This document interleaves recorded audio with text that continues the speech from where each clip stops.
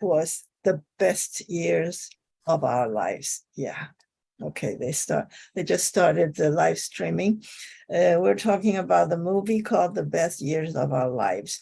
As a rule, the movies I picked are all very worth watching, very good, and very old, about as old as we are. Okay. Yeah. I like many new movies, but the old ones, I cherish them more because people are simpler and more honest, I feel, in the old days. Of course, at any time in history, there are good people and bad people, and they're evil and so on and so forth. But we tend to think the old days are better when people were simpler. And this is a movie about 3 veterans of the Second World War. After the end of the war, they returned to their hometown, and they happen to be on the same plane, which is not a commercial flight. It's arranged by because they are soldiers, so they got special treatment by hitching a ride on an airplane, which didn't have any regular seats for passengers. So they were able to look out the window and see the town that they're going to land into. It's quite a thrilling feeling to watch that. That's why in the very beginning, when you watch that, I was attracted to this movie by the opening scenes. And these 3 people came from the war, and you can imagine that they're not from Europe, because in Europe, the war ended on May 9th or 10th, depending on the time zone you were in. And the war in the Pacific, or the war with the Japanese, ended much later, after the 2 atomic bombs went off. So that's in mid or late August of the same year, and about 3 months after the so-called VE Day is the victory in Europe, and I guess this is a VA Day, Asian or Pacific, depending on how you call that war. Is we call it 抗战8年. The Second World War is much longer in China and in Japan, much longer than the rest of the world, because World War II started much later, on probably August 31st of 1939, while our 七七事变 was 2 years earlier. Actually, 2 days ago was the Japanese surrender. Oh, 2 days ago, huh? Okay. I just know that the bombs were dropped probably on August 6th, and then on August maybe 12th. I'm not sure. It's like that. But immediately after the second atomic bomb was dropped, Japan decided that they should surrender. So very good. Yes. Yeah, thank you for that date. Yes. So when I was watching that in the beginning, I thought, oh, these people were coming back from Europe, but they must have been coming back from the Pacific. Maybe some from Honolulu, or some from even farther away. Okay, so that's the movie, and there was just 1 copy of that movie I found on YouTube. And the next slide is a poster of the movie. First, you read the first line is Samuel Goldwyn. And we know Samuel Goldwyn and how do you call MGM? Metro Goldwyn Mayer. Okay. Metro is a company. We say 米高梅, huh? This is a big movie company that merged 3 big movie companies, and Samuel Goldwyn was one of them. And the other important person is, I quickly forgot, Mayer, Louis B. Mayer. Louis B. Mayer is the third person in this 3-letter company.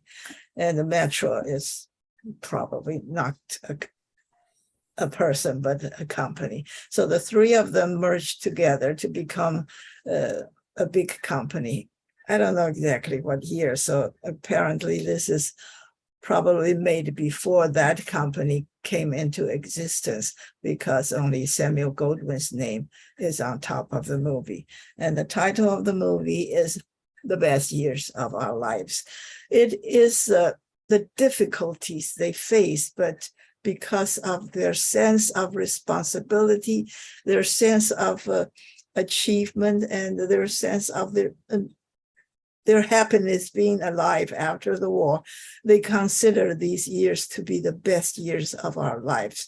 But it simply does not mean it's a very simple, happy time, but it is a difficult time. The person who named the movie must be thinking that this is a difficult time and we want to cheer people up. So we call this movie The Best Years of Our Lives. And on this poster, we have 5 people. The mother is played by Myrna Loy. The father is played by Frederick March. And Frederick March was one of the 3 veterans coming back from the war. And the second veteran was played by Dana Andrews. When you look at his first name, Dana, sometimes you think that sounds like a girl's name. Yet indeed, there was a movie star called Dana Winters, who was a woman, not a man. So sometimes there are names that can be used for both men and women. For example, Leslie is such a name. I know people of both sexes with the first name Leslie. Sometimes, most of the times, names are gender specific. So you can just look at the name and know whether it's a man or a woman.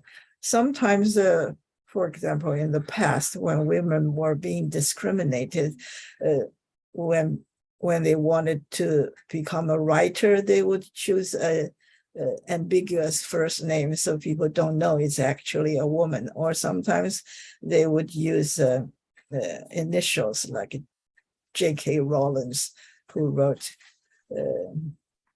Harry Potter series. So a minority of authors would choose to use only their initials. Most of the time it was because they did not want people to know if they are women or men. And at the bottom, there are 2 younger women. Teresa Wright plays the daughter of Myrna Loy and Frederick March, and Virginia Mayo plays the wife of Dana Andrews. So the third person was not on this poster because the 2 actors, the third actor and his girlfriend are minor roles. They are minor roles and played by less famous actor and actress. So their faces are not on the poster.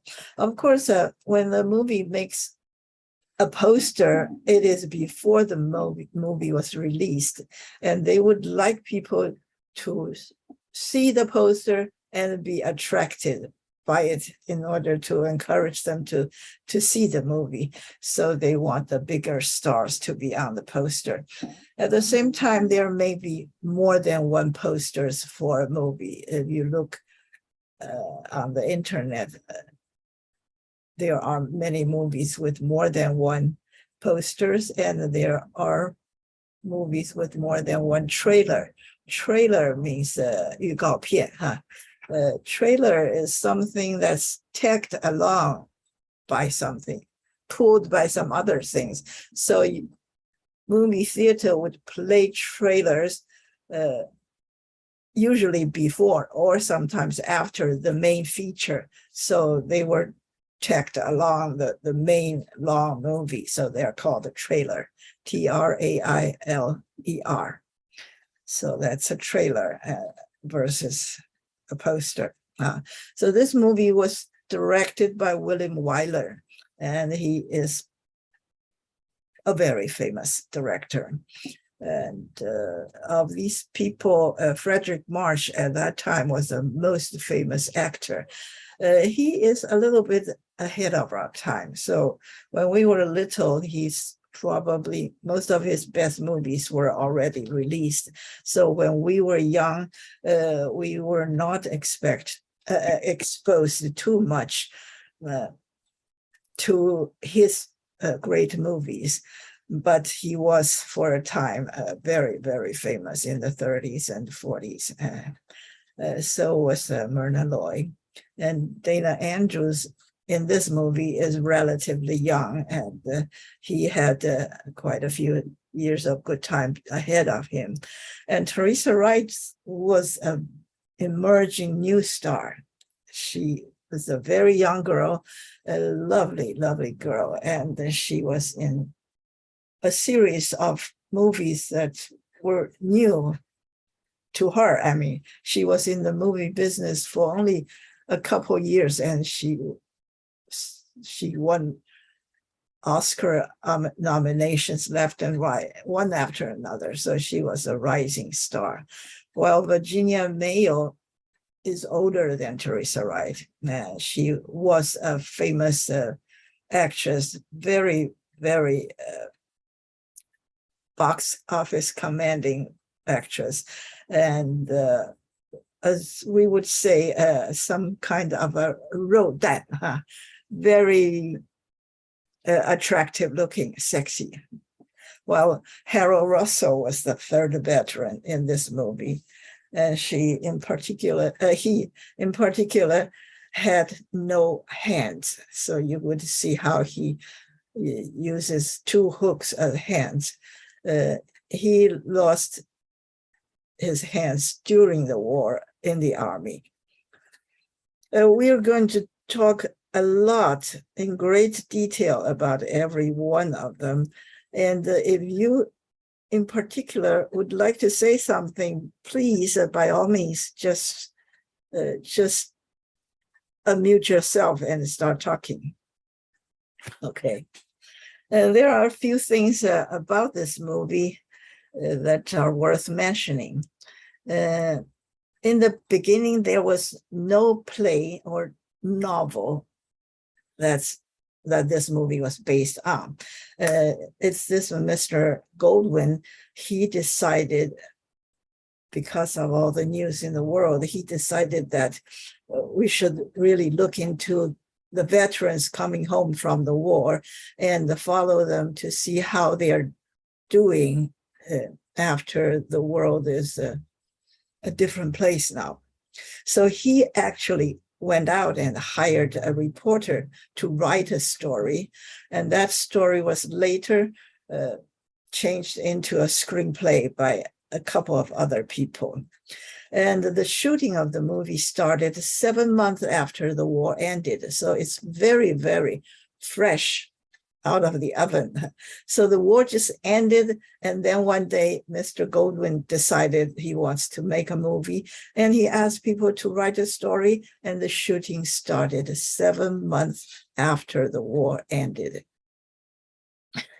And one thing special about Mr. William Weiler is that he asked the actors to buy their own clothes. Many of the movies, especially period movies or very fancy costumed movies, they would hire lots of people to design and make specifically beautiful and appropriate clothing for the actors. But this movie, because Mr. Weiler decided that we would like them to be realistic. He wanted people to be wearing the clothes that they usually wear. So he asked the actors to go out and buy the clothes that they think is appropriate for this role and the story. And they just went out and bought their own clothes. And there's one thing that is very special about the handling of the cameras. It is that often you would see deep focus.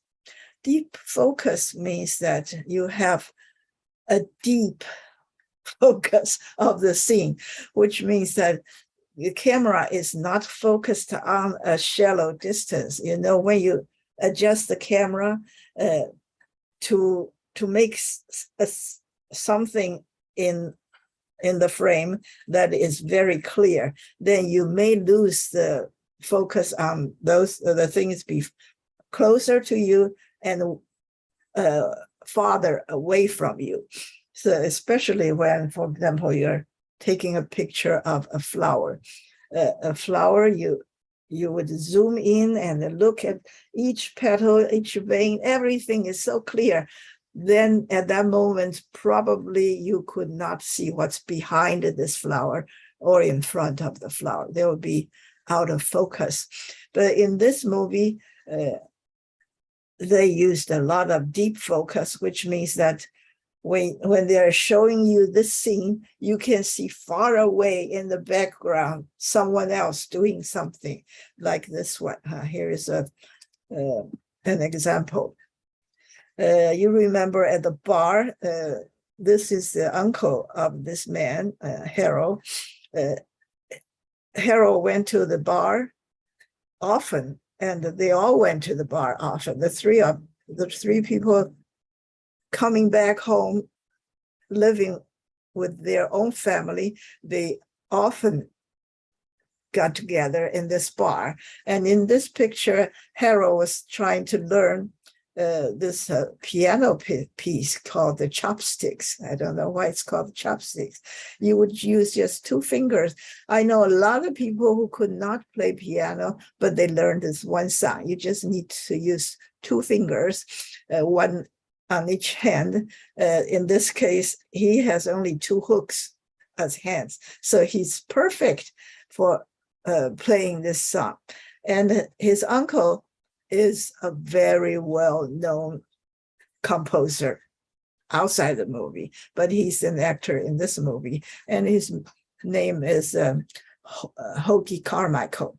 So the two of them were playing on the piano, showing Frederick March how Harold is learning how to play piano. However, if you look into the background, there are other customers who are having a drink or something. And even if you look far away, deep in the background, there is the person played by Dana Andrews. He was on the phone calling somebody. So usually in the movie, you would look at this thing and you would not pay much attention to the background that's so far away from the action. But the director and the cameraman, they decided on many occasions in this movie to use a very deep focus so you can see several things going on. And here I was just mentioning that the three of them were on a military airplane as they approached their hometown, Boon City. And you would wonder, what is Boon City? We have not heard of this city because it was not a real city. It is about Cincinnati. Everything you see and the things that you mentioned, for example, about the stadium or library or whatever in the city, it was about Cincinnati, but they call it Boon City. And there's one thing that is very peculiar. both from the air and on the ground. That is the scrapyard of former combat aircraft. You probably have never seen such a thing in any other movies. It is that thousands of used aircrafts during the war, whether they're new or old or used or not, after the war, I mean the government or the Defense Department, they decided these aircrafts are no longer to be used. So they ship them all into, in this case, in Cincinnati's part of the airport that's not being used, that becomes a junkyard. So you see hundreds and thousands of old aircrafts that were going to be knocked down to become scrap metals. So when in the beginning of the movie, these three people were in the airplane while the airplane was swooping down, and you see hundreds of these aircrafts on the ground. And later on, toward the end of the movie, when the role played by Dana Andrews, he was so disgusted and he decided to leave his hometown forever. And he went to the airport, and when the person there asked him whether he wants to go to east or west, he says, it doesn't matter. I just want to get out of here. And he had to wait a couple hours before the airplane is going to take off. So he went into this scrapyard and looked at all these beautiful war planes, which are going to become junk. And he climbed into one and came down and thought about his life and so on. And eventually he got a job right there with the person who were doing the scrap thing. They knocked down, they take apart the airplane, and they hired him on the spot. So that is quite a different scene that is memorable. Okay. This movie was very well received, and it won 7 Academy Awards. Many of the great, the bigger awards like Best Picture, Best Director, Best Actor, Best Supporting Actor, and the editing, a screenplay, and the original score. So it's like a sweep, but not quite a sweep, because a few, they did not win all of the nominated categories. And people just loved this movie. You look at the movie, it does not look like a blockbuster. It's got no catchy songs, no fancy clothes, no action or whatever. It's just about everyday life. But people just were so moved by the story that they went in droves to watch this movie, and made it the highest grossing movie after Gone with the Wind. Gone with the Wind was the highest grossing movie for decades and decades and decades. So we are going to see other movies that became later the highest grossing movie since Gone with the Wind. I think the record was finally coming down after the Star Wars or something of Steven Spielberg that late. So it's like decades and decades. Gone with the Wind was the #1 box office hit. And it is also the 6th most attended film of all time in the United Kingdom, because the ticket price does not translate into the box office gross, because, for example, Gone with the Wind probably has a higher price. So it earned more money, but not necessarily sold more tickets. I'm just making an example. I don't know what happened, but there are two types of counting how well received a movie is. One is to count how much it earns, and the one is about how many tickets it sold. And these two are different because of the price of the ticket. The Library of Congress, which is the Library of the United States, it decided to select good movies for preservation.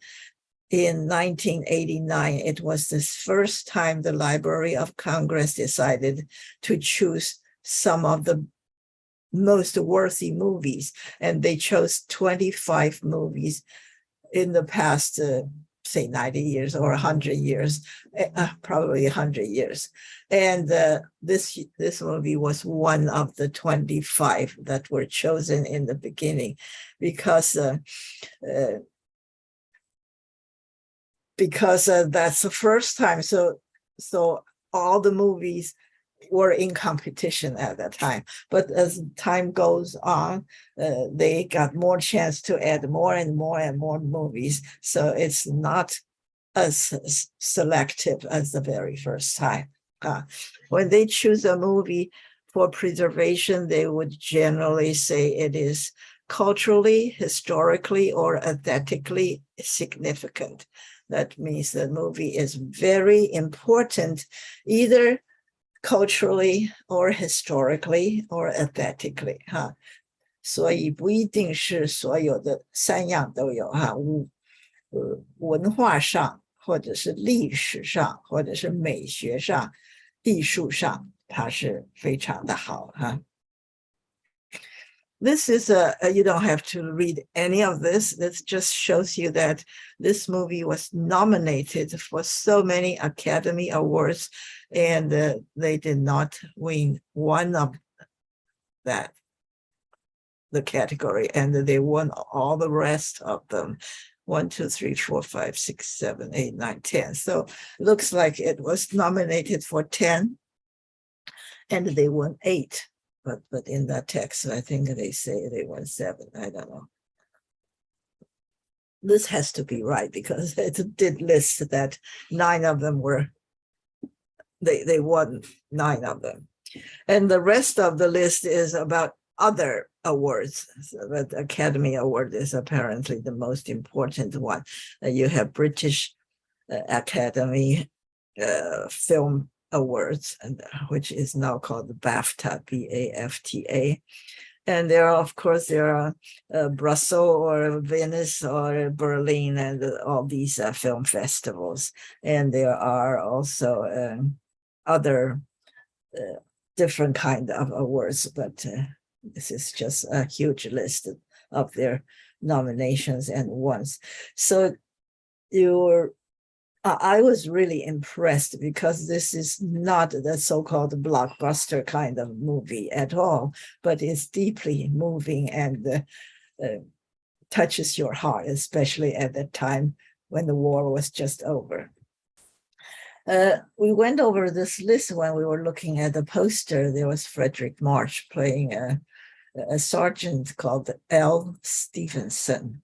So he is a more established person. He's older than the rest, and he was a bank officer, but in the army, he was only a sergeant, while Dana Andrews was a captain. So as far as the hierarchy is concerned, after the war, there's a reversal of hierarchy. We see hierarchy means the order of things, of people.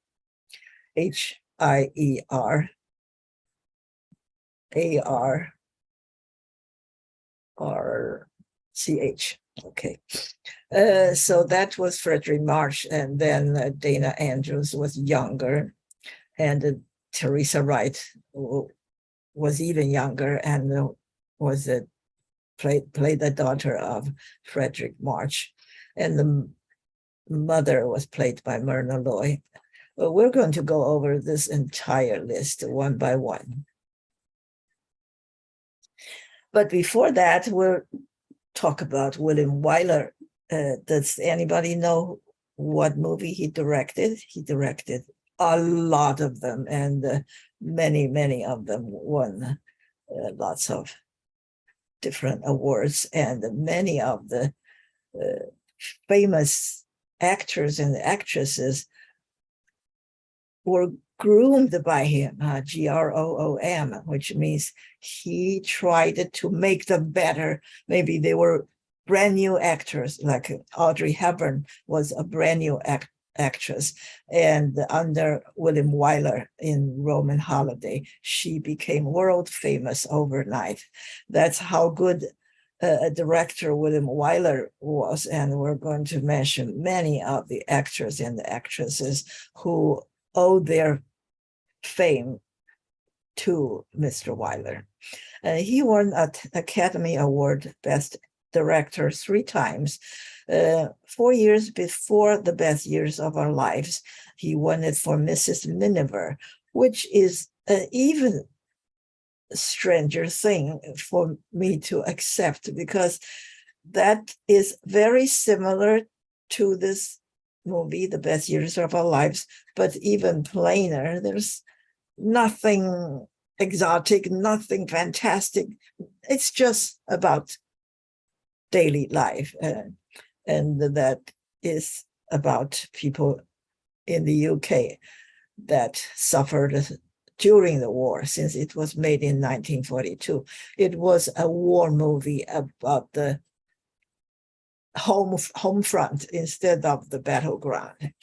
And that was a very moving movie as well. But compared to The Best Years of Our Lives, that is a simpler movie with less things happening. And so both of them, Mr. Weiler won Oscar for both of them, plus the third one, which is a fantastic blockbuster, BenHur. We call it BenHur. It's got Roman pageantry and horse racing and lots of different stories happening, and a very long movie as well. But that movie would test your administrative skill. You have to manage a lot of people, construction, and the seamstresses. So that is a whole different skill set for a movie director.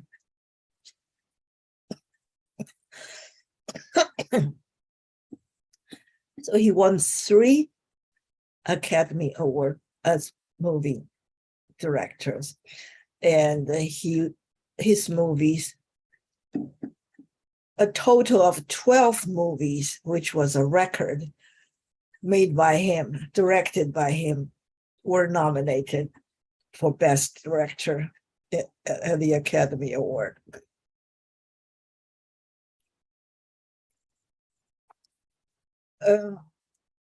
He first came to be noted by people when he directed the movie Dodsworth.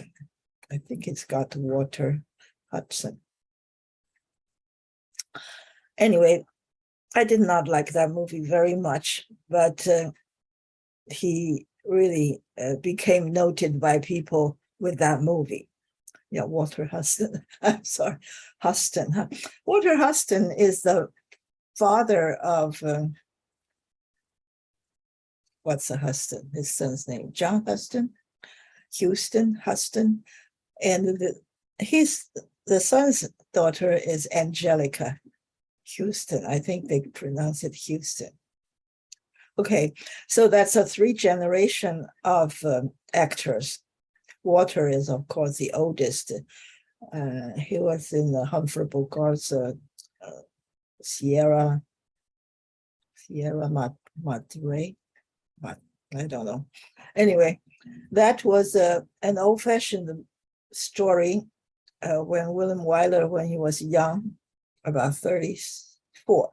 30, 34, he made that movie and became well known. And some people remarked that it brought on 20 years run of most unbroken greatness. So since then, he made a series of very good movies in 20 years with almost unbroken greatness. Almost every movie he made in 20 years since then became very well received. And some people commented that Mr. Weiler is a bona fide perfectionist. Bona fide is a Latin word meaning good faith. So it means really, he is really a perfectionist. He does everything, he wants everything to be perfect. So he's very well known for very picky about whether something is acceptable. He wants everything to be perfect. That's why he tends to retake a scene because it's not just perfect yet. In order to improve every little detail, hone every last nuance, 就是to hone 好像是磨刀的意思哈。So you want to keep on making little changes until every little detail, nuance is the detail. So hone every last nuance in order to reach perfection. So he's very picky about such things, and he became famous for such kind of behavior.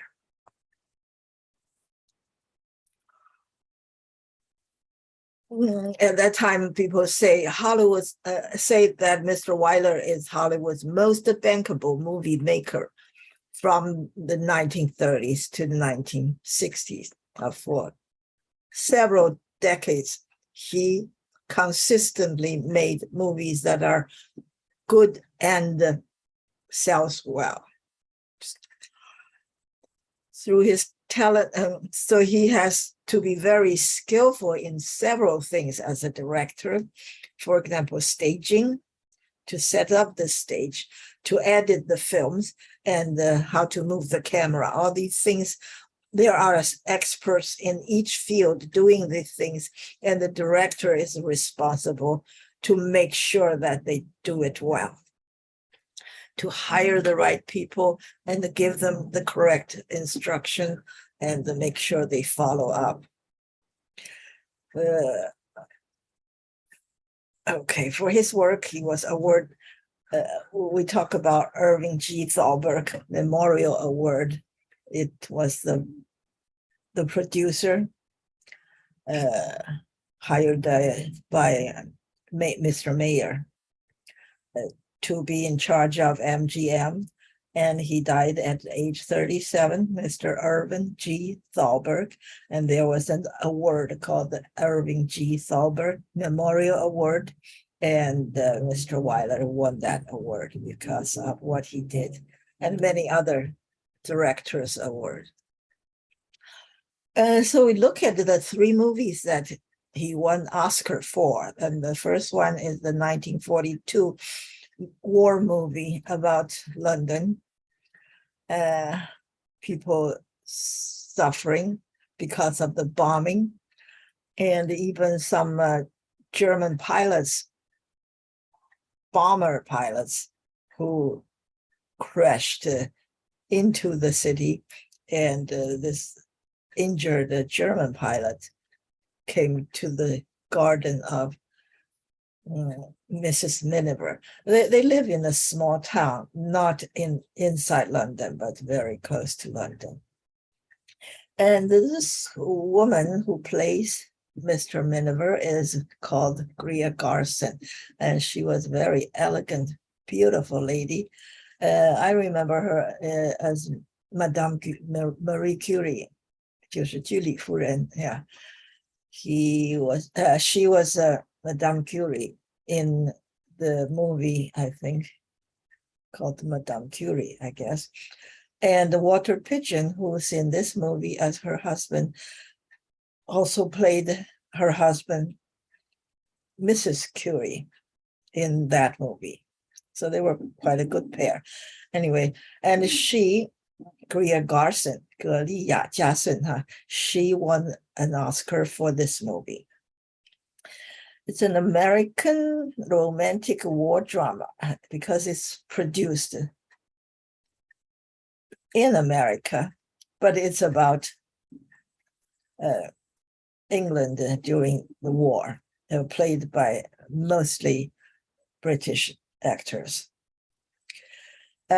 Starring Grierson and Water Pigeon, the film shows how the life of an unassuming British housewife in rural England is touched by World War II. Yeah, she lives in the countryside, in the beautiful house. I think they are very well off. They have a house right by the River Thames, 泰晤士河, and they have a boat. The husband piloted that boat to go to Dunkirk for the rescue of those retreating British Army soldiers. That was the time of the story. That was a successful movie, not because it was so fantastically beautiful or action-filled, but because it touches people's heart. At that time, the British people were suffering tremendously, going through the war, being bombed on a daily basis. And it was nominated for many awards and won many of them. Just like 4 years later,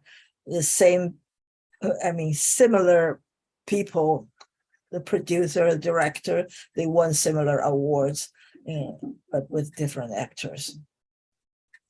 So you see, Teresa Wright won a supporting actress. Yeah, that was probably her first or second movie. Yeah, she was nominated for 3 of her very first movies, 2 for supporting and 1 for leading actress.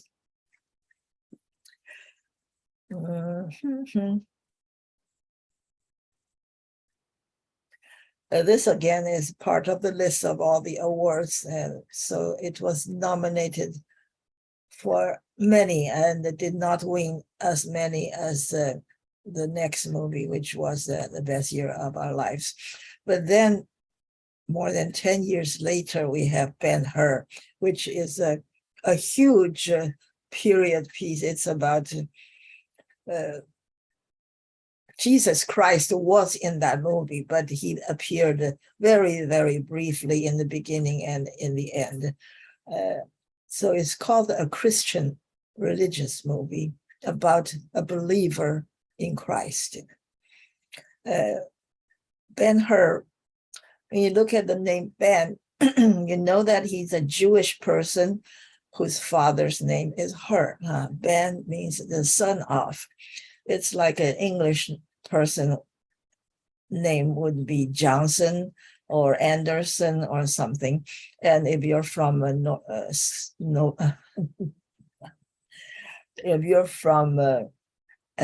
northern, Scandinavia, your name could be Anderson, but with S-E-N, which also means the son of Anders. But if you're a Jew, then your name is probably X Ben Y, which means, for example, the father of the Jewish state is David Ben Gurion. So he is the son of Gurion, and his first name is David. So it's David Ben Gurion. And the BenHur is the son of Hur, and his name is Judah BenHur. His first name is Judah. And he was played by Charlton Heston, who was a relatively insignificant movie star at that time, but he became very, very famous ever since. And all the great epic movies were made with him as the leading actor. Like Moses in the Ten Commandments, or El Cid, about the Spanish hero. Yeah, he's got all the best roles. It has a huge budget. Being a director, you have to be able to manage a huge budget. And as a big budget movie, this job is particularly big. And at that time, at $15 million, the budget is huge, more than anyone else probably. And the costume design, costume, because it's about the beginning of the first century. So all the costumes have to be designed. You cannot go on the street and buy something off the shelf. So there are 100 tailors. Wardrobe fabricators means people who made the wardrobe, who made the clothes. And the workshop employs 200 artists and workmen to do all those buildings and furnish those the rooms and make those chariots. Chariots is, of course, the carriage that BenHur took into this horse race. This 9-minute chariot race, here's the word chariot, is usually about a Roman chariot with 1 or 2 drivers. Usually you stand there and took reins of the horses. In this case, there are 4 horses with the chariot, the body of the chariot, with only 1 person standing inside, but 4 horses racing in the hippodrome. Okay, hippodrome is the horse racing field. A stadium for horse racing is called the hippodrome. Hippo means horse. 如果是一个河马的话 is hippopotamus, meaning a horse in the river.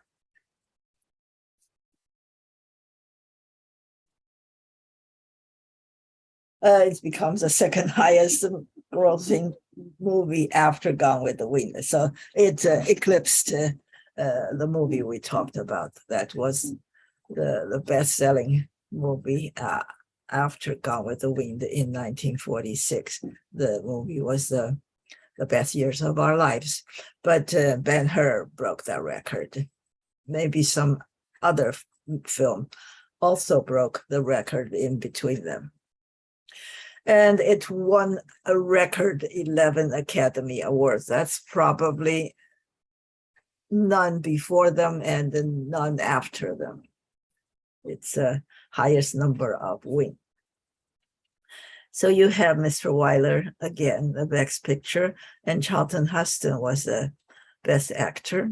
And the supporting role was, the award was won by Hugh Griffith, and he plays the chief in the desert who supported BenHur to participate in this race, this horse race. In the beginning, BenHur decided not to enter the race, but the role played by Hugh Griffith encouraged him and supported him with the horses. And there are others. And there's also a win for the best supporting actor, namely Stephen Boyd. And Stephen Boyd played his childhood good friend, best friend. When the movie opens, they met again as an adult. Stephen Boyd played Masala.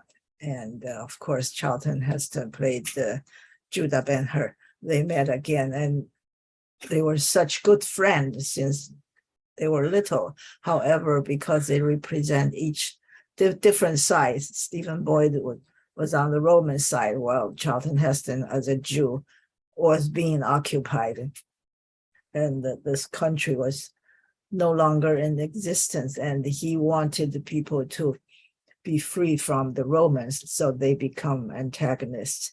They were against each other. And these are the actors I promised to tell you about who became a star because of William Weiler being their director. The first of all is Audrey Hepburn in Roman Holiday in 1953, and Barbara Streisand in Funny Girl in 1968. And both of them won Academy Award for their probably the first movie they ever been in. Audrey Hepburn is certainly the first time in the movie. Olivia de Havilland and Betty Davis both won their second Oscar in a William Wyler movie. Olivia de Havilland was very, very famous before she was the supporting actress for Vivian Lee. Vivian Lee was a newcomer. She has never made the movie in America. But Olivia de Havilland made tons of movies, especially with that dashing Australian. Who remembers the dashing Australian who was Robin Hood and many other movies? Yeah, they were a pair. He was a pair with Olivia de Havilland. They were in General Custer and lots of movies. I should be able to tell you the name next time. Just couldn't remember now. So Olivia de Havilland was in the Heiress opposite to Montgomery Clift, and she won an Oscar, while Betty Davis they both won their second Oscar. Betty Davis won for Jezebel with Henry Fonda in that movie. And Betty Davis particularly said that Mr. Weiler made her a far, far better actress than she had ever been. That's quite a compliment. And Laurence Olivier, who was very famous in England already, came to the United States to make his first American movie, which was nominated. He was nominated for his first Oscar for William Wyler's Wuthering Heights, 咆哮山庄, with Merle Oberon. And he also said that Mr. Weiler taught him how to act for the screen because he was a stage actor. He was a Shakespearean actor on stage, famous, very, very famous in England, but he came to America to make movies. So Mr. Weiler taught him how to act in movies. And the list goes on and on. There's the three movies we just mentioned that Mr. Weiler won an Oscar for, both the Best Picture and the Best Director. Each one had an actor in the leading role, who also won the Best Actor or Actress in the movie for an Oscar. Grierson in Mrs. Miniver, Frederick March in The Best Years of Our Lives, and Charlton Heston in BenHur. So they were all directed by Mr. Weiler and achieved a great result. And there are other famous actors like Gary Cooper, 贾利古伯, in the Westerner, we translated into 西部人. And the letter again was Betty Davis. Detective story was Kirk Douglas. Yeah, Kirk Douglas is just a little younger than all these people. And the Friendly Persuasion we translated into 四海一家, also with Gary Cooper. And the Big Country had Gregory Peck and Charlton Heston. At that time, Charlton Heston was not famous, but Gregory Peck was famous. And he also appreciated his experience in the Big Country under Mr. Weiler. Children's Hour is Audrey Hepburn with Shirley MacLaine in a lesser appreciated movie. It's it's about two probably kindergarten teachers and a bad student under them made rumor that they were lesbians, and the society and the parents all revolted. They're withdrawing their children from school because they did not want their children to be taught by lesbians. And James Garner played Audrey Hepburn's fiance in that movie. And the last one was Peter O'Toole in the movie called How to Steal a Movie. I'm sorry, How to Steal a Million. It's a comedy. At that time, Audrey Hepburn is older, and the story was just trying to bank on their names. So it's not a really good movie, but that was also a William Wyler movie. So it's in 1966, and William Wyler was gradually coming to his creative end. So that's a lot about William Wyler. So everyone else is a little briefer. We have Frederick March. I've seen some of his movie, but not a lot. I saw him as Christopher Columbus, 就是哥伦布传, huh? And he was at one time Hollywood's most celebrated and versatile star. So-called the versatile as an actor means that he could play all kinds of roles, maybe a scholar, maybe a warrior, or a good guy or a bad guy. So when an actor is versatile, it means he's good at doing different things. He was active from 1921 to 73, but most famous in the 30s and the 40s. And he played in more than 100 movies. A lot of them made a lot of movies in the old days because movies used to be easier to make. We could see them making like 6, 7, 8, 9 movies a year. But right now, 1 or 2 are more common, sometimes 3, but unless you're playing very minor roles, if you're doing the major leading roles, it's very hard to have 6 or 7 movies a year. Just the research is much more than before. And he's also very active on stage. That takes a lot of time to be on stage. And he won an Academy Award for Dr. Jekyll and Mr. Hyde, Best Years of Our Lives. So this movie, and 15 years before, he was Dr. Jekyll and Mr. Hyde. And at the same time, he is just a shade older than Spencer Tracy. And Spencer Tracy was in several of these movies in competition. Sometimes people hired this one person and sometimes the other. They switch roles sometimes. And Spencer Tracy was also in a movie called Dr. Jekyll and Mr. Hyde. That is about a person who is a respected professor or something, or doctor, usually, but in the night, he's a murderer and doing other evil things. And he also won Tony Award twice, which is rare.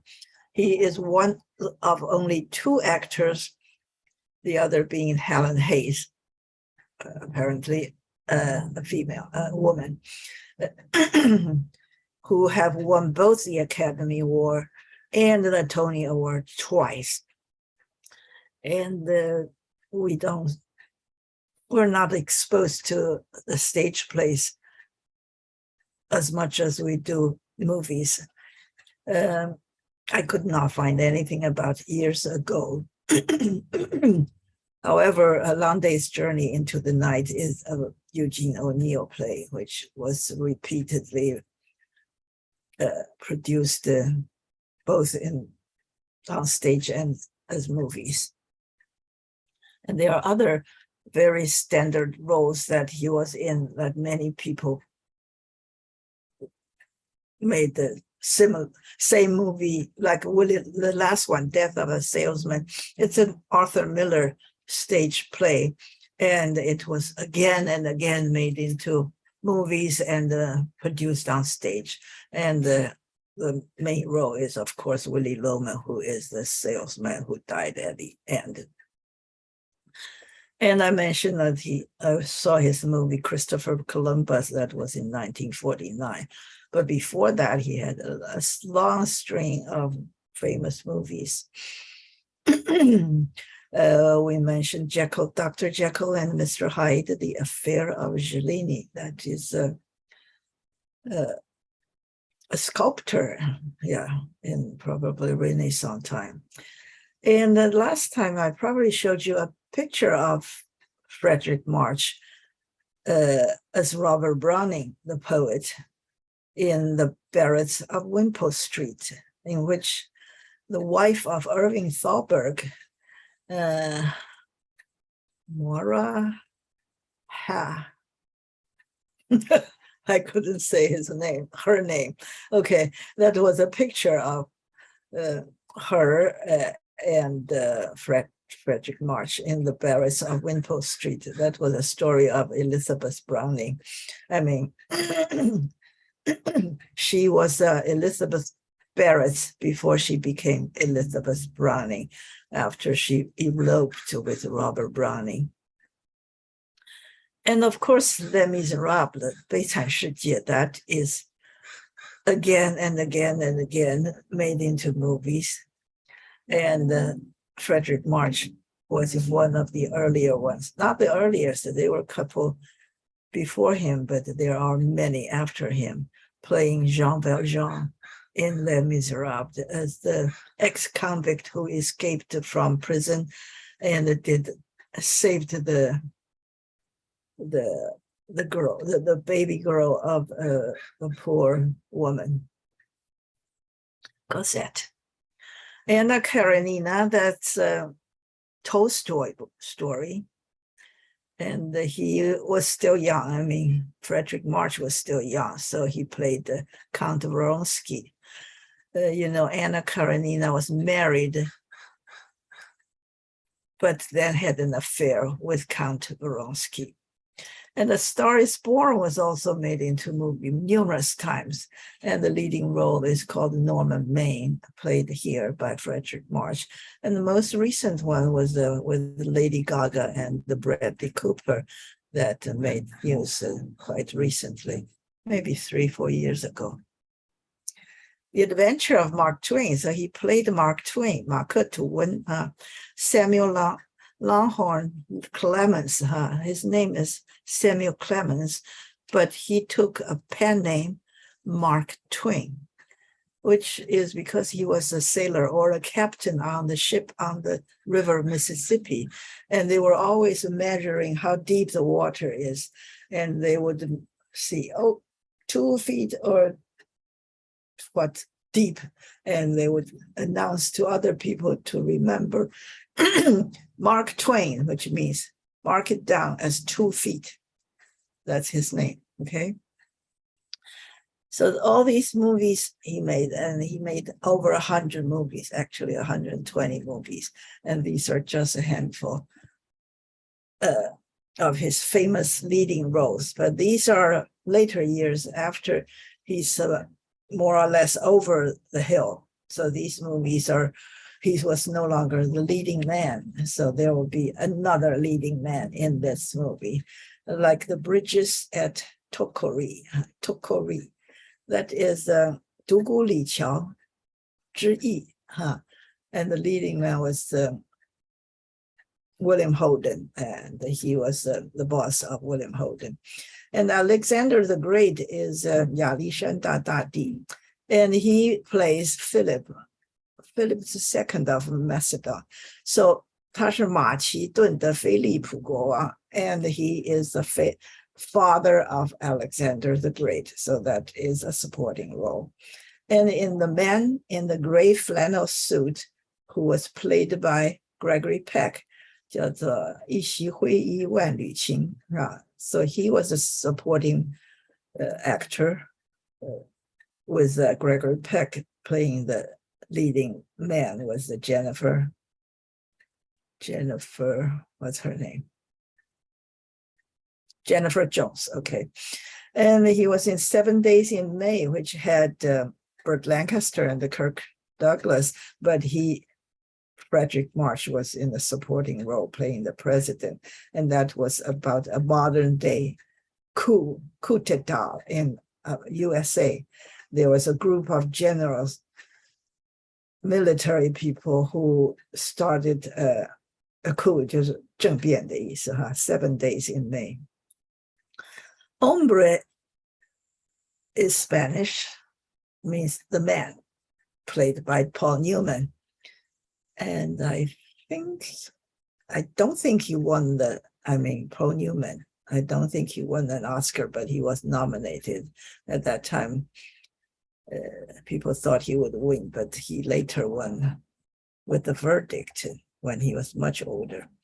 And of course, Frederick March was in that movie supporting Paul Newman. And the Iceman Comes is also a Eugene O'Neill play with a group of alcoholic boarder in the boarding house, and he was one of them. And there are quite a few other actors in that movie ahead of him, like Lee Marvin and Robert Ryan. So these are the years when he was no longer a leading man. And these are all the awards he was nominated for throughout the years. And then we come to Myrna Loy.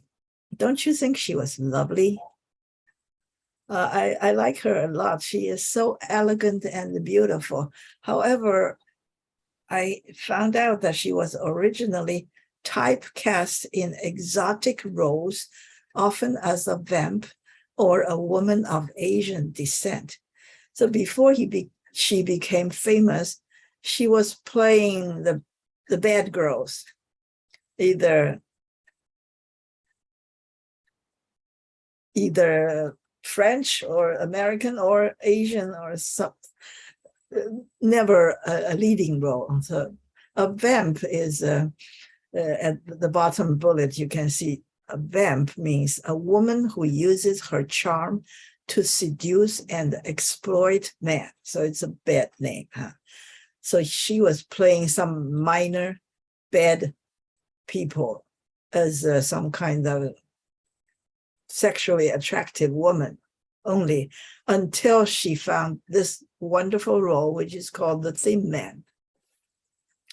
She played Nora Charles in this movie against William Power. So they were a couple solving a crime, a detective story. So the Thin Man was a detective story with style, because these two people are so elegant and funny, humorous, and it's just in a class by themselves. So the movie was a huge hit, and they made not remake, but they made sequels again and again and again with the same people playing the same roles. So because the Thin Man is not this one of them, the husband is not the Thin Man, is another character in the movie. So you cannot say the Thin Man was made again and again, because it is actually the detective and his wife that made the series of movies. So it's called a series with Nick and Nora Childs. So that couple got a whole series of detective stories that was very, very popular for a time. And she, ever since the first Thin Man, she became a very, very often encountered the story, the leading lady in many, many good movies, including this one. She was just the calm and the elegant head of the household in this movie, who understands the husband and understands the children and make the house running in perfect order. She did that in many, many movies. So this is Nick and Nora Childs in their famous, in people's favorite movie called the Thin Man series. And they made, in 13 years, they made 6 movies, and they made radio shows, and they made television stories and the Broadway musicals and the stage plays, all based on this book written by Dashiell Hammett. And Dashiell Hammett, here, you see the name is in the first bullet down the third line. Dashiell Hammett is very famous for writing all sorts of stories, mostly detective stories, but is the elegant one called The Thin Man. But there's another kind, there are quite several kinds, but one kind is called, with the main character called Sam Spade, usually played by Humphrey Bogart. That's a different kind of detective. They are, I mean, he is more down to earth and sarcastic and rough, not like these two people. They are rich and elegant and making jokes all the time. The character Sam Spade in Dashiell Hammett's stories, played by Humphrey Bogart, is a whole different sort of movie. You can call them noir. These are not noir movies. Noir movies are about the darker side of the society, but this is like the rich and the famous kind of society. Myrna Loy, after, well, she was in movies for a while. When she made Thin Man, it was 1934. So later on, she made some very good movies because she became famous for the Thin Man series.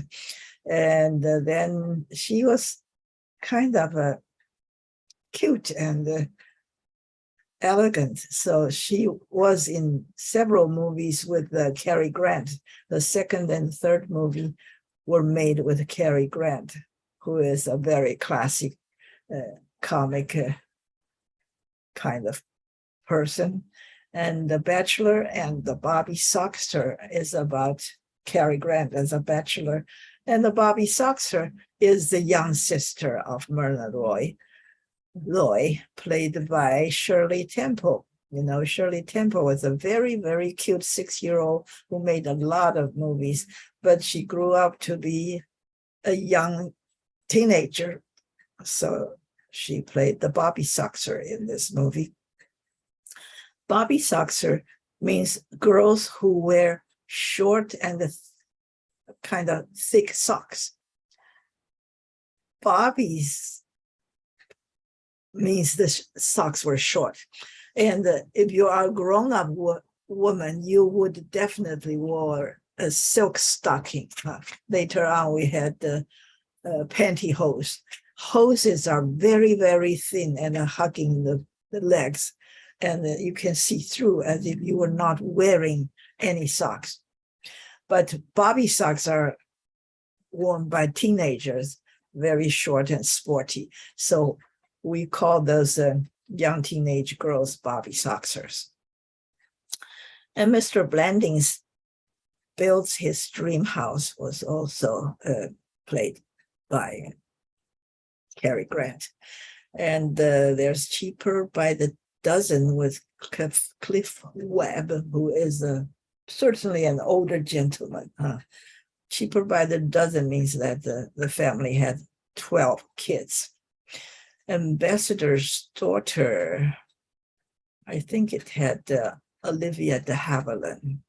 Olivia de Havilland was, of course, Melanie in Gone with the Wind, and she was totally overshadowed by Vivian Lee, who is a scene stealer. And but Olivia de Havilland was steady and in many, many good movies.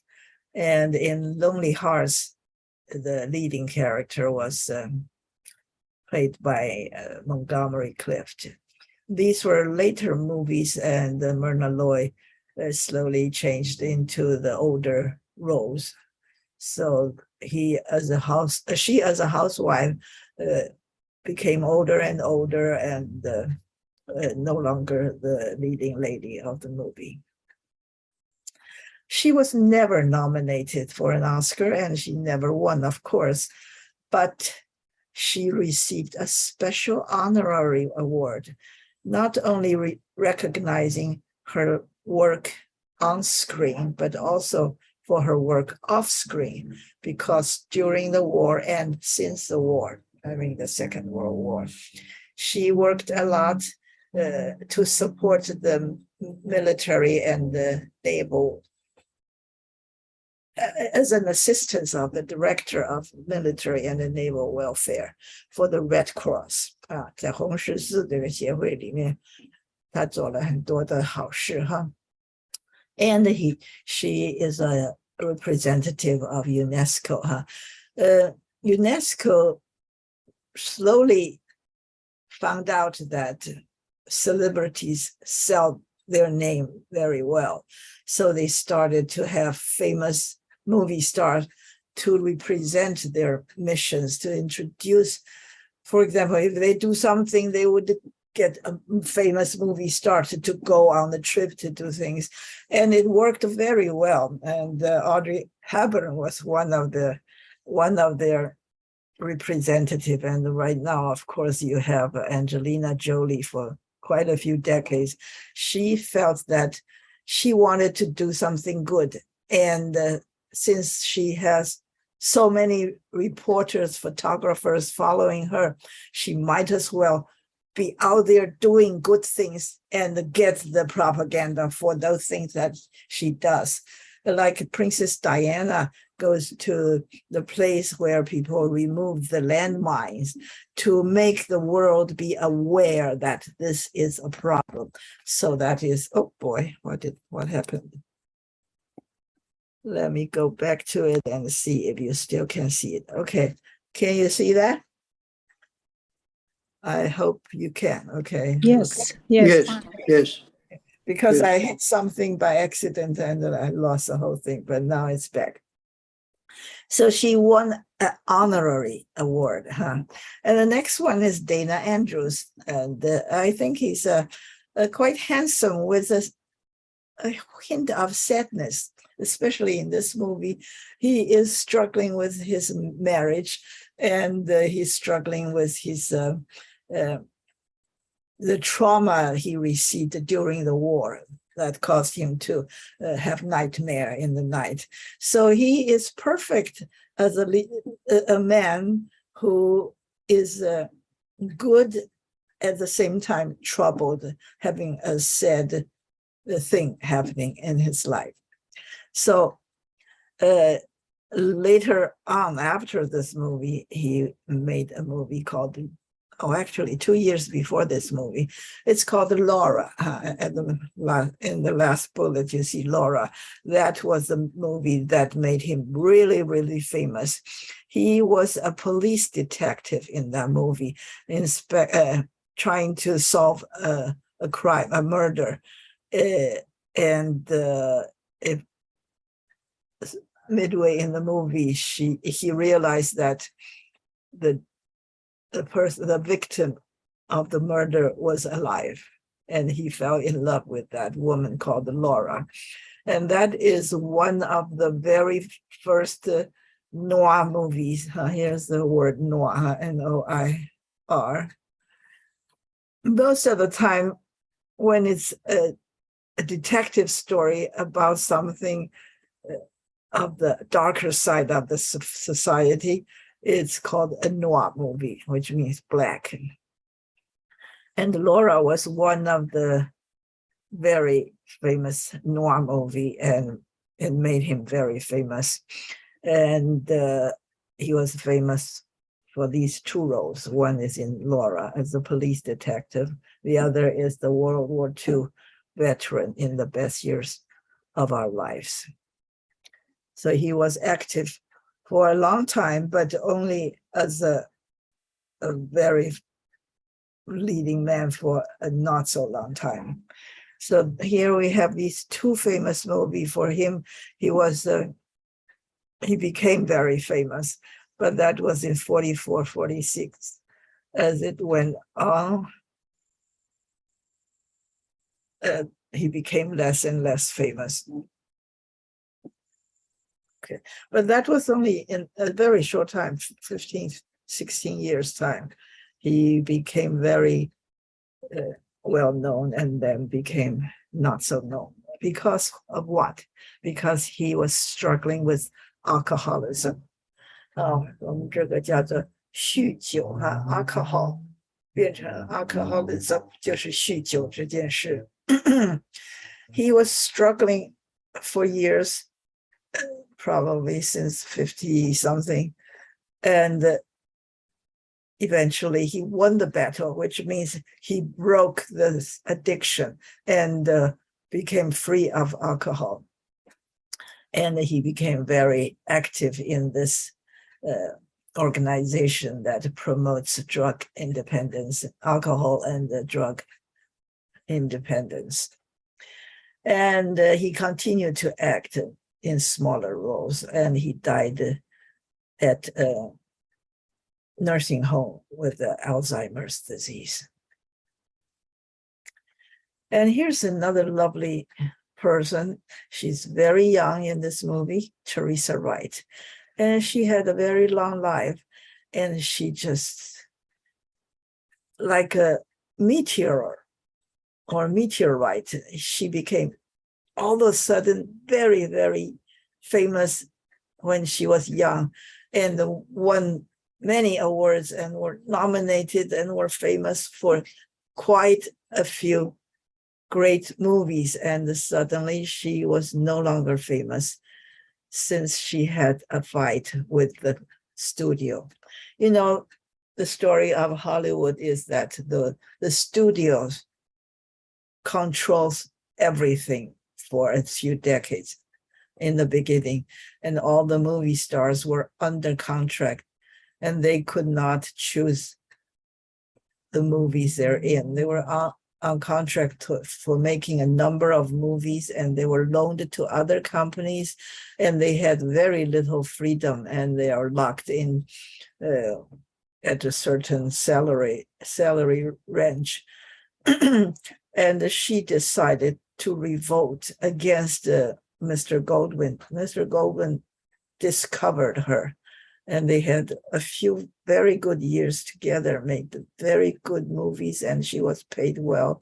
But then she refused to do their bidding, and she became less and less known, and eventually her talent was wasted.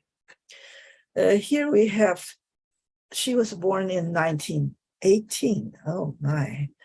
So she was very young when she was on stage playing the daughter in the stage play called Life with Father.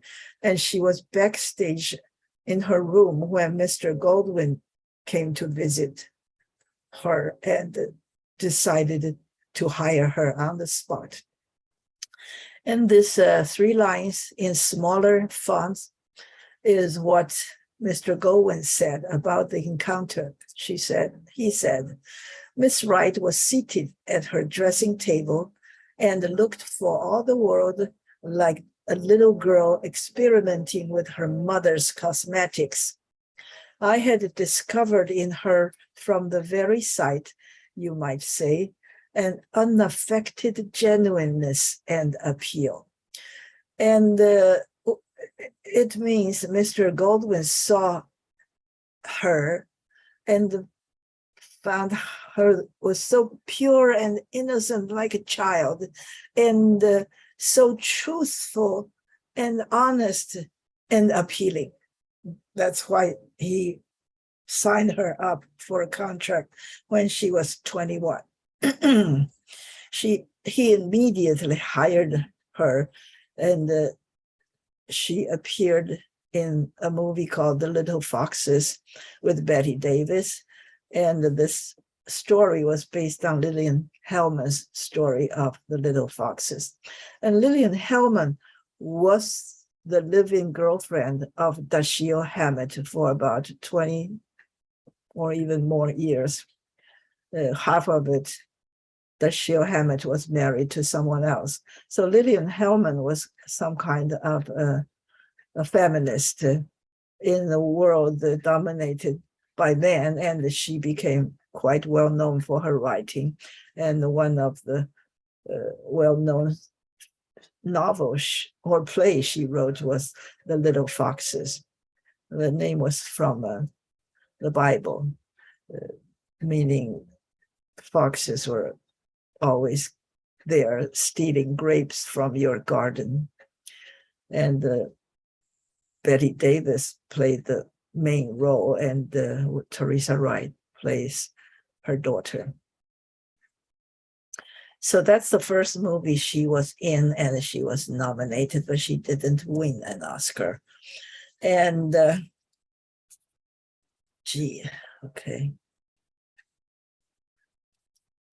okay, this is about her contract. Mr. Goldwyn signed a contract, and the Teresa Wright insisted that this very long paragraphs of text be included in the contract, which did not appear in anyone else's contract. It's very long. I'll just read the first two lines. The aforementioned Teresa Wright shall not be required to pose for photographs in a bathing suit unless she is in the water. All these things are what she refused to do before she signed the contract. She is going to be a serious acting person, not being treated as an object, a sexual object, not there to show off her attractiveness as a female person. She's not to be shown running on the beach with her hair flying, and so on and so forth. If you're interested, you can go to Wikipedia to read about it. She is very opinionated, you may say, for a woman, a very young woman at age 21, to insist on not doing these things for the studio. So she was nominated for this first role in The Little Foxes, and then was the second movie, Mrs. Miniver, and she won it best supporting actress for Mr. Miniver. And she was also nominated as the leading lady in the movie The Pride of the Yankees with Gary Cooper. So people really were instantly bitten by her charm, because she is so nice and acted so well. She played the wife of Lou Gehrig in the movie The Pride of Yankees, opposite Gary Cooper. Of course, Gary Cooper had more screen time. It's a story about Gary Cooper, about Lou Gehrig being sick with Lou Gehrig's disease. Okay. She is also known for another very famous movie she was known to be in, is Alfred Hitchcock's Shadow of a Doubt. Hitchcock liked her very much, and the movie was very well received with And she was still very young, 1943. Wow, she was like 25. And you can see the poster. I should show you this. This is a Gary Cooper movie, but this is, okay, I changed this poster. But in The Shadow of Doubt, when she was 25, she was playing a young daughter against a murderer, Joseph Cotton, who's in movie business for a long time, made a lot of great movies. But in the poster, because it looks ugly, I deleted it. But in the poster, Teresa Wright was on top in larger letters, and Joseph Cotton is under in smaller fonts. So that is how people liked her so much. Okay.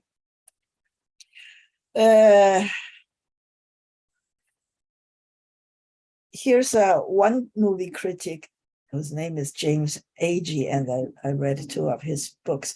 And indeed, when I came to the United States, immediately I went to the bookstore and bought his 2 books, Film Sense and the Film or something. And I mailed it back to my brother, my younger brother, because I talked to him a lot about James Agee.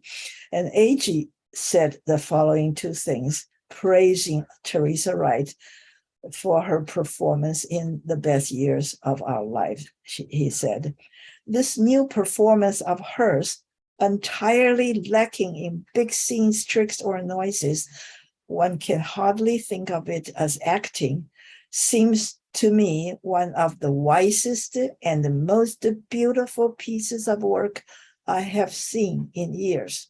This is really, really great praises for this young lady. And he continued to say, if the picture had none of the hundreds of other things it has to recommend it, which means that the movie has 100 different other things that are good about it. But if it had none of these 100 of wonderful things, I could watch it a dozen times over for that personality and its mastery alone. He says, if this movie had none of the things that it does have, that's great about the movie, I can still watch this movie just because of her, how lovely she is, how great she played it a dozen times, even the movie is a bad movie. Okay, I think that's the highest praise for anybody to talk about any actor. She is the first out of only 9 actors who have been nominated in 2 categories in the same year. So a person can be nominated for a leading role in a movie and a supporting role in a different movie in the same year for an Academy Award. And she was the first one to do so. And as of now, there were only 9 such actors who have done that. And her first 3 Academy Award nomination and the 1 win in the first 3 movies is unique. She just swept the world off the feet when she appeared, when the first 3 movies she made she was nominated for award, and she won some of them. She remains the only performer to have received the nomination for her first 3 movies. Ooh, okay. And then we talk about Shadow of a Doubt, which is a Hitchcock movie. And Hitchcock really brought out her charm in that movie. And you can see this. This is her uncle, played by Joseph Cotton, who turns out to be the murderer. And this was written by someone as a novel or as a play, but for the movie, Hitchcock asked 3 people to write the script for this movie, and one of them was Thornton Wilder. Thornton Wilder was very famous for having won 3 Pulitzer Prize for his plays. He wrote a novel first, The Bridge of St. Louis Ray, and later he wrote 2 plays, Our Town and The Skin of Our Teeth. These 3 won Pulitzer Prize, 1 as a novel, 2 as plays, and they were often staged and made into movie, especially Our Town, especially in high school, because high school would love to put on plays, but most of the plays are too difficult for them or too complicated in emotion. But Thornton Wilder's Our Town is the most commonly produced high school plays because of the simplicity of the story and how that emotion relates to high school students. It is about a young girl and a young man in a small town, how they fell in love, got married, and the woman or the girl died of some disease. You know, in the old days, people died quite young. The average age a century ago, I mean, life expectancy was like 37 years. So it's very common for people to die young, especially for women to die of childbirth. And in this story, Our Town, it's about a girl who fell in love and got married and died of childbirth. And her spirit came back from the graveyard and went around to see the place and missing the life that she lost. That was quite a simple but very wonderful story, and it was staged in high school very often. Okay, and then she made several movies against the leading men like Marlon Brando, Robert Mitchum, and sometimes even with 3 leading men. She played like a Cinderella. The last 2 lines. Teresa Wright plays with that breathless, bright-eyed rapture, which she so remarkably commands with 3 men chasing after her. And however, she had to fall out with Goldwyn, Mr. Goldwyn, who single-handedly brought her out of obscurity, wanted her to do something which she did not want to do.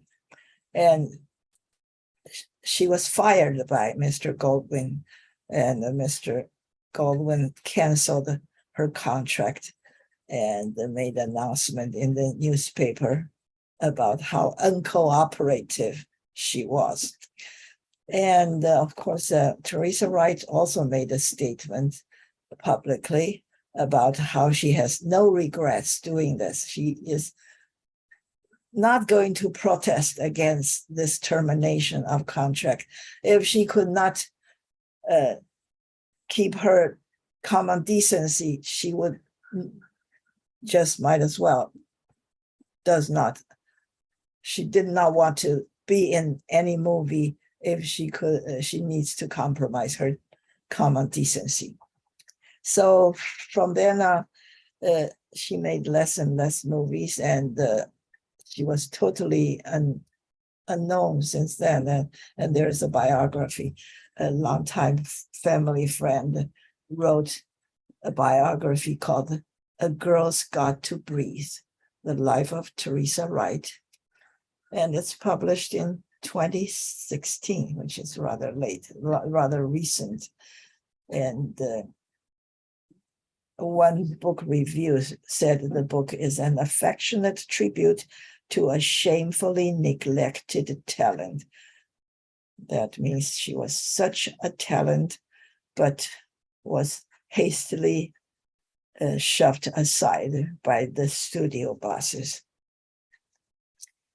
Okay, then we have a few more to go. but these are less important today. Virginia Mayo, these people lived quite long, even though they were born early. She was an actress and a dancer, and she was at some time a very, very popular movie star, and was a box office hit as we Chinese call 肉蛋, huh? She is very beautiful and attractive, and was the box office hit for a long time. She was in comedies with Danny Kaye many times. Danny Kaye, huh? Biggest box office moneymaker at Warner Brothers. That's another movie studio in the late 1940s.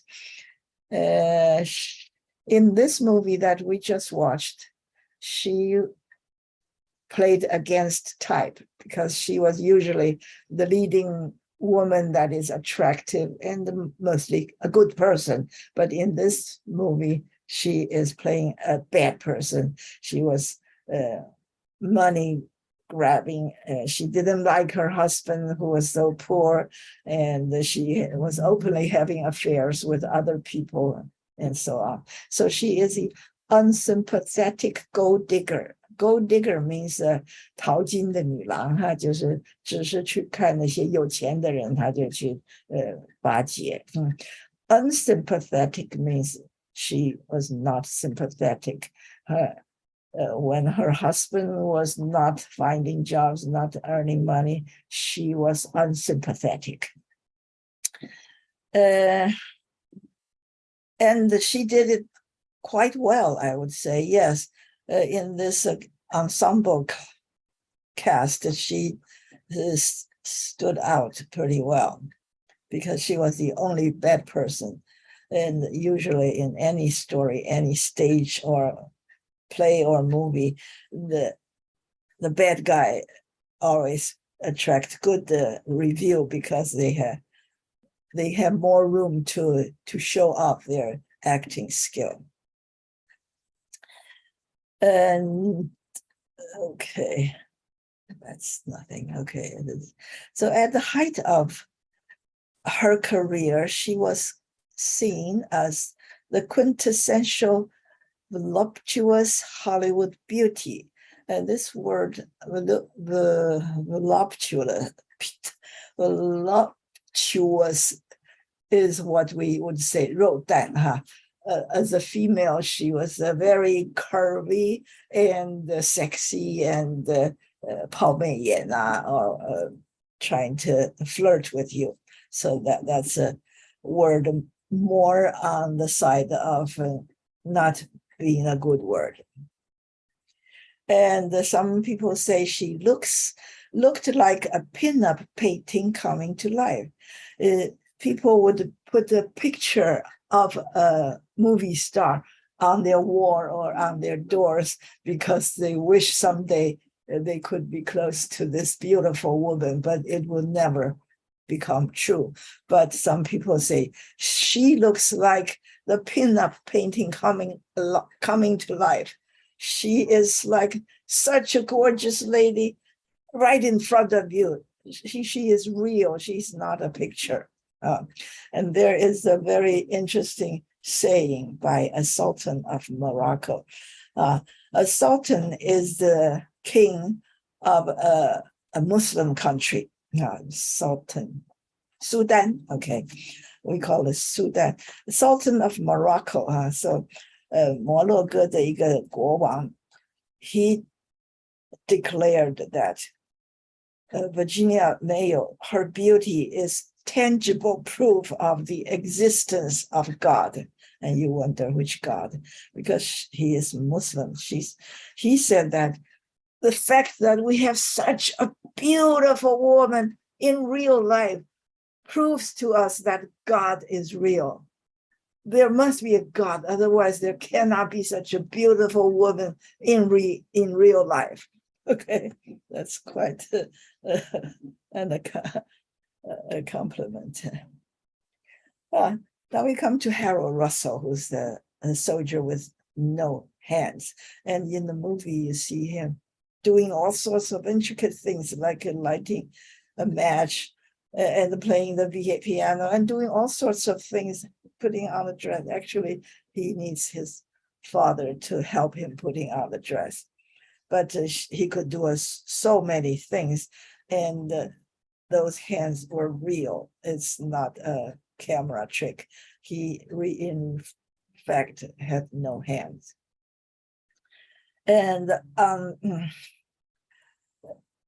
he was in the Army documentary showing people how veterans after the war changed their life to get accustomed to real life. And that was a documentary, and Mr. Weiler happened to have seen that documentary and decided to hire him. And he was a first non-professional. He was never on stage or in movie playing anyone else. But the first time, and he got an Oscar for it, which is quite amazing.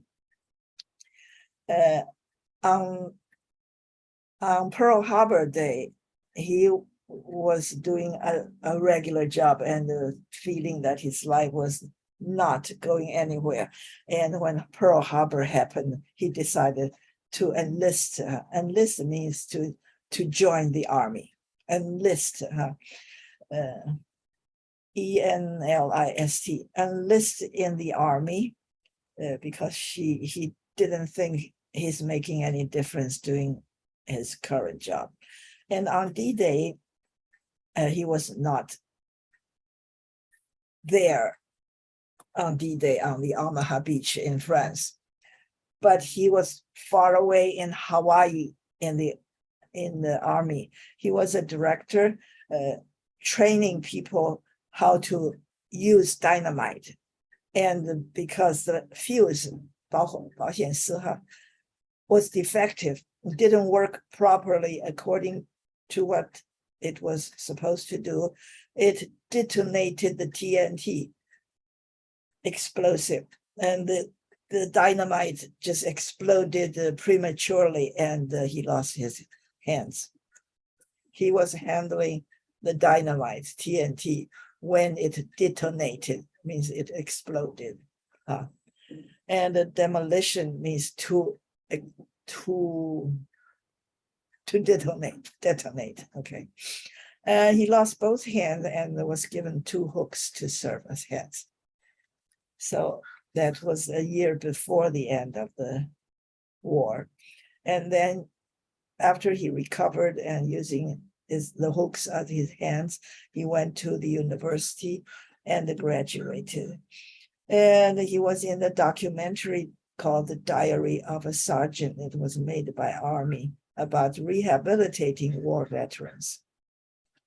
So Mr. Weiler saw that and decided to cast him in this movie and had the script written to suit his situation. So he was one of the 3 soldiers coming home from the war. And he played Homer Parrish, a Navy sailor who lost both ends during the war. Here is a picture in the movie with him. He was using his hooks somehow, and the girlfriend who lives next door was played by Kathy O'Donnell. They play Homer and Wilma. When he was nominated, the Academy Award people, they think that he ought to be celebrated or honored for his role in the war and his sacrifice for the country. And they did not think he's going to win the nominated role that in this movie. So they decided to give him a special award for his bravery, his contribution to the society, his dedication to the country, and so on and so forth. So in this award ceremony, he was given an honorary Academy Award because people want him to win, but they knew he was not going to win. But it turns out that he did win. So he got 2 awards on stage at the same ceremony, which never happened before and never happened again. He was the only person who were awarded 2 Oscars for the single one role in a movie. That is quite interesting, huh? Okay.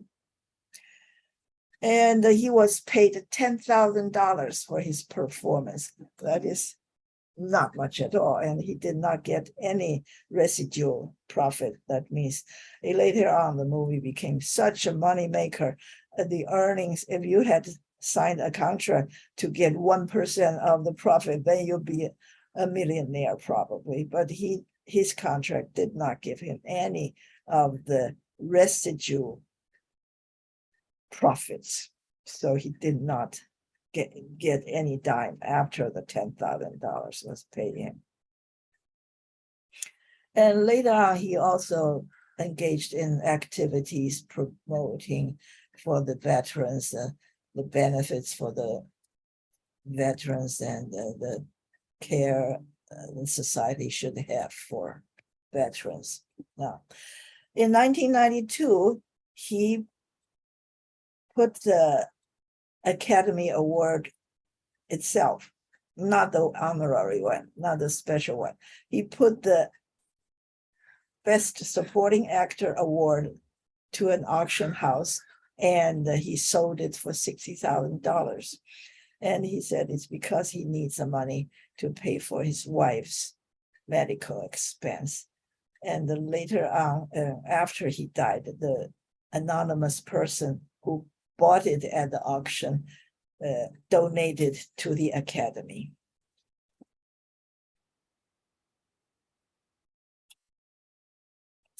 So he was the only person who auctioned off his Academy Award. Some of them lost it, some of them did other things, but nobody ever put it on auction. And this is a girl who played his next door neighbor, who was engaged with Harold. Not Harold, I'm sorry. The actor is Harold, but in this movie, he is called Homer Parrish. So Kathy O'Donnell played Wilma, who lives next door, and she was engaged to be married to Homer Parrish, but Homer Parrish wanted to break off because he felt it's unfair for a girl to keep the promise and marry him after he was so damaged. He suffered such injury, and his future wife would have to sacrifice so much taking care of him who has no hands. But in the movie, as you already seen, this lovely girl insists on marrying him, and they were married in the movie. And the 2 other buddies in the movie showed up at the wedding. And this lovely girl, when she was 24 years old, she married the 47-year-old Robert Weiler, who is a scriptwriter and the brother of William Weiler. So they were working on the same movie because she was in this movie, and she was later on in William Wyler's another movie, BenHur, and Robert Weiler was co-wrote the script for BenHur. That's why they became acquainted, and despite the age gap of 23 years, they got married and had a happy life. They had no children, and she died on her 22nd wedding anniversary, which means she died pretty young, like 40 something, of cancer-related hemorrhage. Hemorrhage 就是失血哈，流血过度。And her husband died 9 months later. This probably means the husband was heartbroken or just missed her so much and was stressed out so much that he was sick already. So he died pretty soon afterwards. And she is young when she appeared in these movies. And okay. And then she probably did not make too many movies afterwards. The people we talked about earlier today, they made tons of movies, but not her. And here's a picture you can see with Frederick March on the left, Myrna Loy, and Dana Andrews, and Teresa Wright.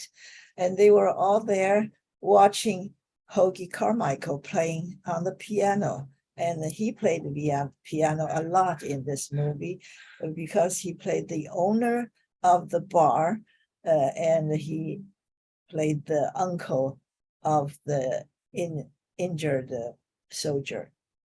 So the Homer Parrish came to the bar to see his uncle all the time and wants to show people how he played the piano. And the other two people, Dana Andrews and Frederick March, they both came here and a lot of story happened in this bar. So Hoagy Carmichael is playing a supporting role that has a lot of scenes in this movie, but his daytime job is not acting. He was in quite a few movies playing minor roles, but he was by profession a musician who wrote a lot of songs. He's a composer. He's a songwriter, actor, and a lawyer. Okay, he's also a lawyer. Surprise, surprise. Okay. He was one of the most successful Tin Pan Alley songwriters of the 1930s.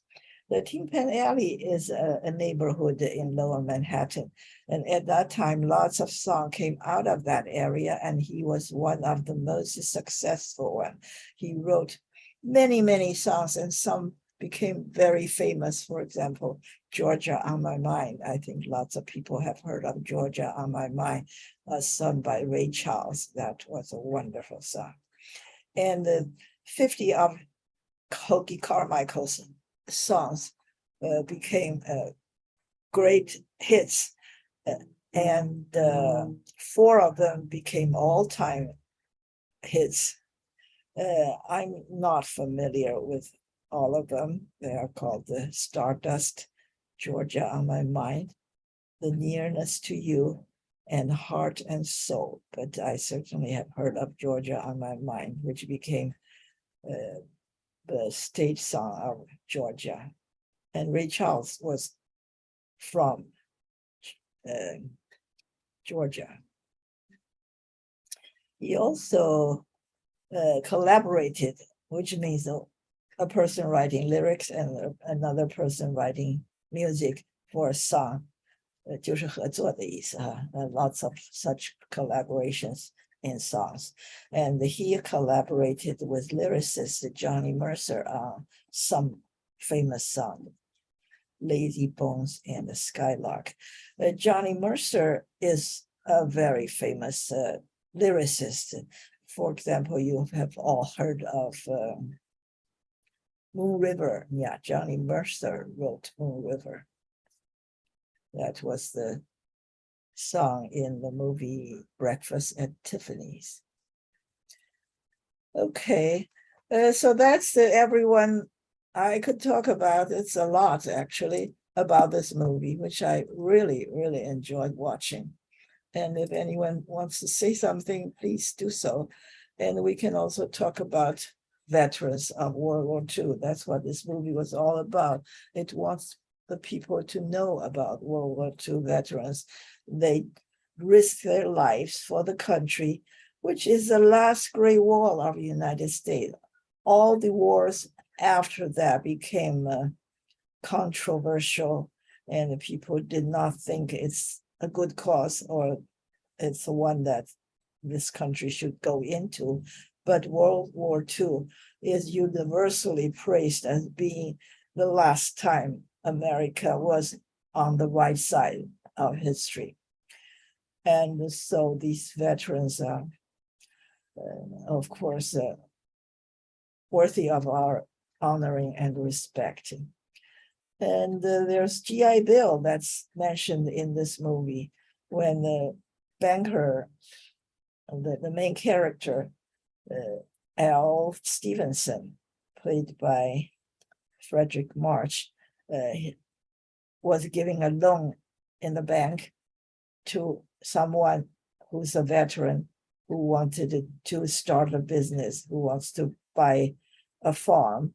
And this banker decided that he's a trustworthy person and just wrote him a check without securing, how do you call that? I forgot about that word. Collateral, okay, collateral. So if you go to the bank to get a loan and you have nothing, they don't want to give you any money. If you have some, say, diamond or gold jewelry, you can give that to them as collateral so they can hold on to something in case you went under.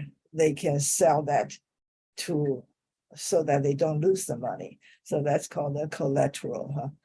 Collateral is usually about something worthy of something.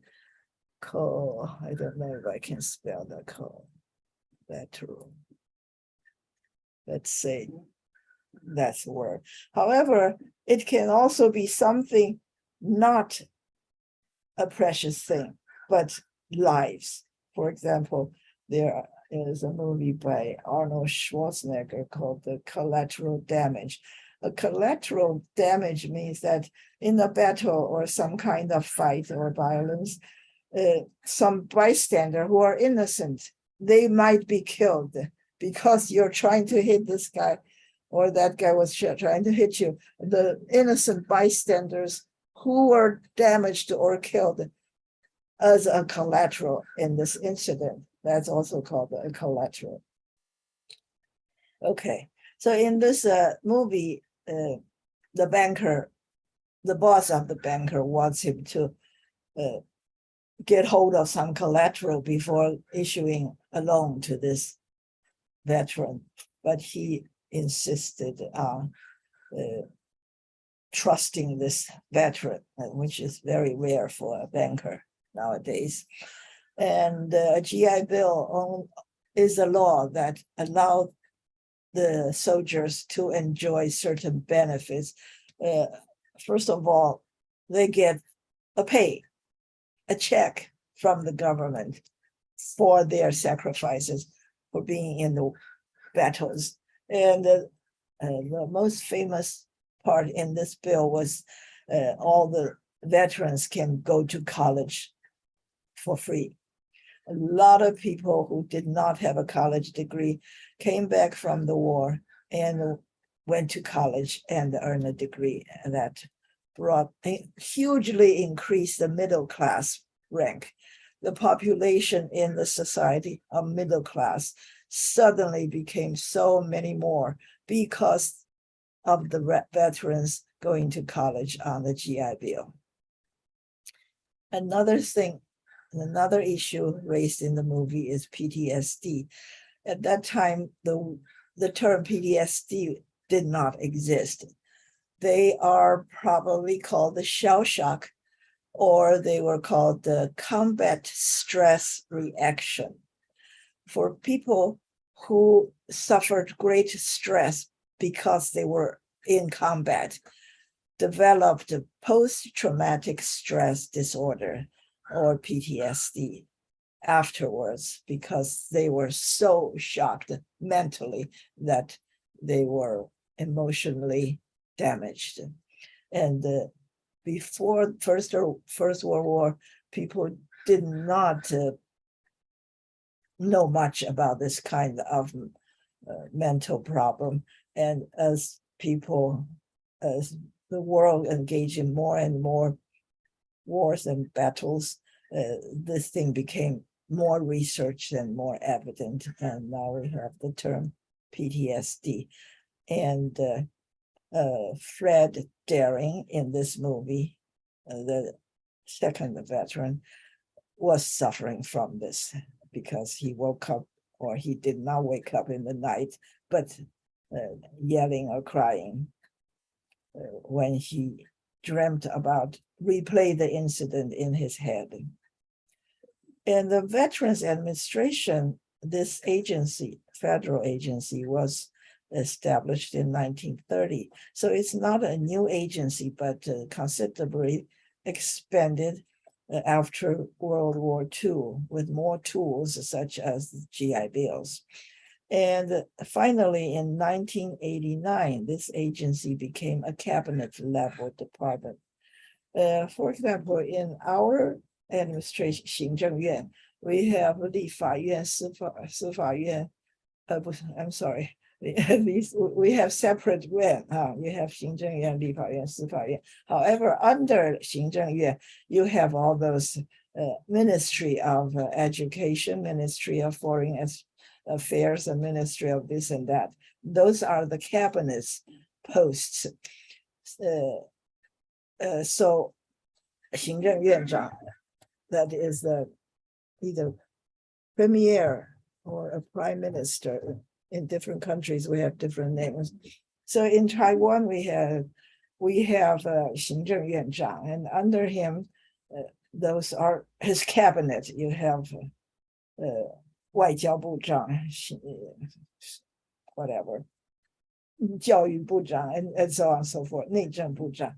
And then there are other agencies, not quite a ministry. For example, like this Veterans Administration, I guess maybe we don't have that. But in America, Veterans Administration used to be a lower level agency, but it was elevated to a cabinet level. So it's more important. And in a Taiwanese system, you have 侨务委员会, 蒙藏委员会. Those are not a ministry, but still a cabinet level, I think. Those are the different names for different government systems. Yeah. Okay, I still haven't heard anybody saying anything. Could somebody say something, please?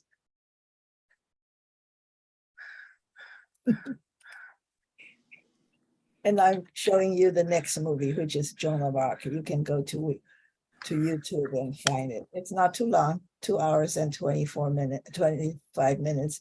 It used to be shorter. So it's a brief, abridged version, but then after restoration, they added back a lot of pieces. So it becomes 2 hours and 25 minutes. And Ingrid Bergman was Jeanne d'Arc, which is Joan of Arc in this French story, because this is a French story. And she was very, very young, like from 15 to 18 years, and was executed. Okay, so anybody say something, please? You must like this movie, don't you? Yeah, we do. Wasn't Frederick March also in the Inherit of the Wind? Was he the one that played exactly. the... Yes, he played against Sylvester Tracy. That was a movie about the monkey trial. Right. Trial is about Darwinism, and Right. I think it's in Tennessee. A teacher deliberately taught school about Darwinism and was evolution. Yeah. And Frederick March played the opposite, which is a bad guy, and that was religious. Yeah, the religious person who was nominated for president or was vice president or something. It was a real person, and everyone in that movie was real person, but they don't use a real person's name. So you have names for everybody, but they Right. were actually this and that person in real life. And Frederick Yeah. March plays the Clarence Darrow, who Right. was the teacher. And therefore, ACLU, American Legal Civil Liberty Union. Liberty Union, yeah. Okay, so Frederick March is for this the religious side, and Clarence Darrow was for Spencer Tracy, yeah. yes, So it's like science versus religion, science creation versus evolution. Right. Right. And that's one of the versions. And there were many remakes after that. Yeah. These guys are very old, but some newer versions have younger people playing those roles. Right. Yeah, Actually, he was. I went to Inherit Wing on stage in Seattle. Yeah. From Strawberry Stage. Yeah, it's a theater.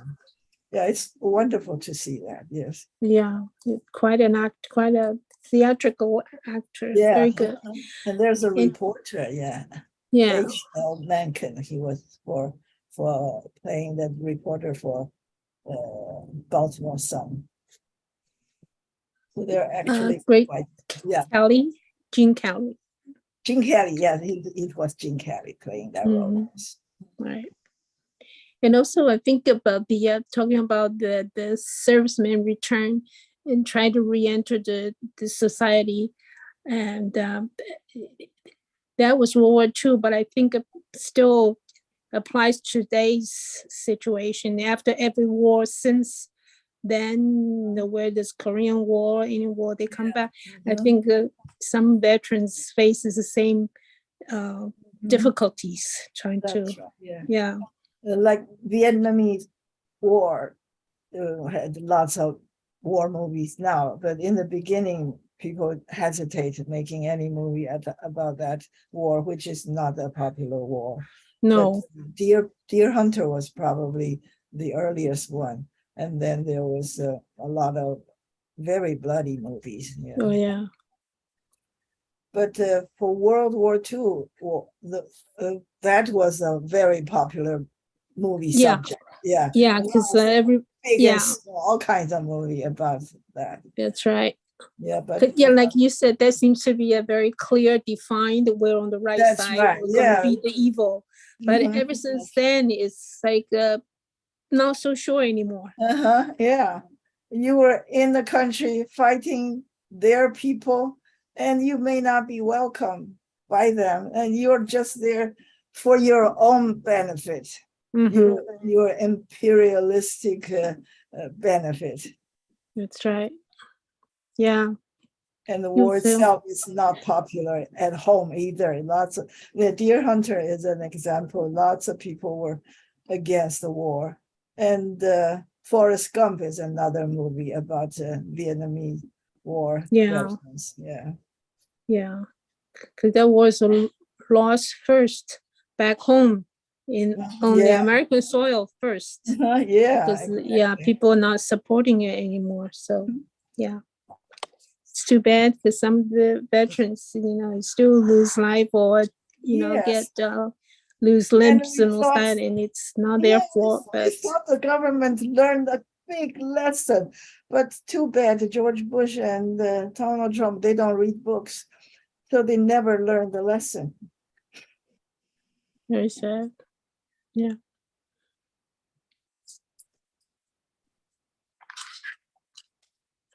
Okay. So the next movie 4 weeks from now would be Joan of Arc. And 2 weeks from now, we'll have a regular class. Okay. Thank you very much. Thank you. Interesting. Thank you. Yeah. Thank you, Joe. Thank you. Thank you.